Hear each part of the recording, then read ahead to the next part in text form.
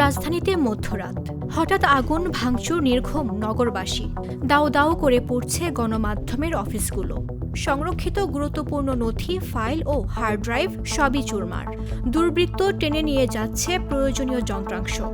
রাজধানীবাসীর চোখ মোবাইল ফোনের স্ক্রিনে। কি হচ্ছে চতুর্দিকে? মধ্যরাতে হঠাৎ এই আতঙ্কের নেপথ্যের কারণ কি? 18 ডিসেম্বর রাতে ওসমান হাদির মৃত্যুর খবর ছড়িয়ে পড়ার পর ছাত্র জনতা ক্ষোভে ফেটে পড়ে। শাহবাগ, ঢাকা বিশ্ববিদ্যালয় ক্যাম্পাস, ধানমন্ডি, সেখান থেকে তারা শহরের বিভিন্ন প্রান্তে ছড়িয়ে পড়ে। কাউরান বাজারের প্রথম আলোর 4 তলা ভবন ও ডেইলি স্টারের অফিসে হামলা চালানো হয়। হামলাকারীরা লুটপাটের সঙ্গে আগুন ধরিয়ে দেয়। কিছু সাংবাদিক ছাদে আটকা পড়েন। পরবর্তীতে ফায়ার সার্ভিসের ক্রেন ব্যবহার করে তাদের উদ্ধার করা হয়। ধানমন্ডিতে ছায়ানট সাংস্কৃতিক ভবনও লক্ষ্যবস্তু হয়। তাদের যন্ত্রাংশ ও অভ্যন্তরীণ সম্পদ ভাঙচুর ও আগুনে নষ্ট হয়। এদিকে আবারও ধানমন্ডি 32 নম্বরের শেখ মুজিবুর রহমানের বাড়িও ভাঙচুর ও আগুনের শিকার হয়। ক্ষতিগ্রস্ত ভবনের অবশিষ্ট অংশ হাতুড়ি দিয়ে ভাঙা হয়েছে। শহর জুড়ে আতঙ্ক ও অনিশ্চয়তা। বাসিন্দারা জানে না কোথায় নিরাপদ। রামপুরা, মিরপুর, কাউরান বাজারে যান চলাচল বন্ধ। কেউ কেউ ফুপিয়ে কাঁদছে, কেউ কেউ লুকাচ্ছে।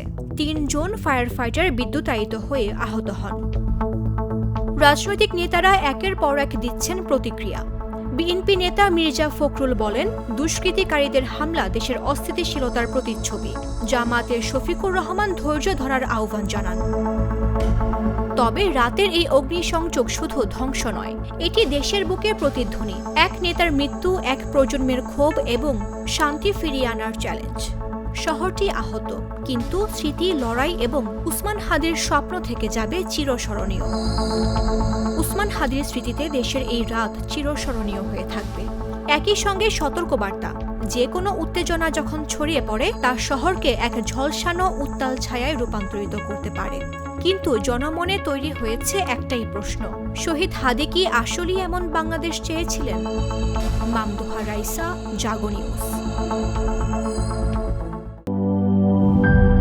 জীবনের সাথে চলে hi-fi, all time healthy life.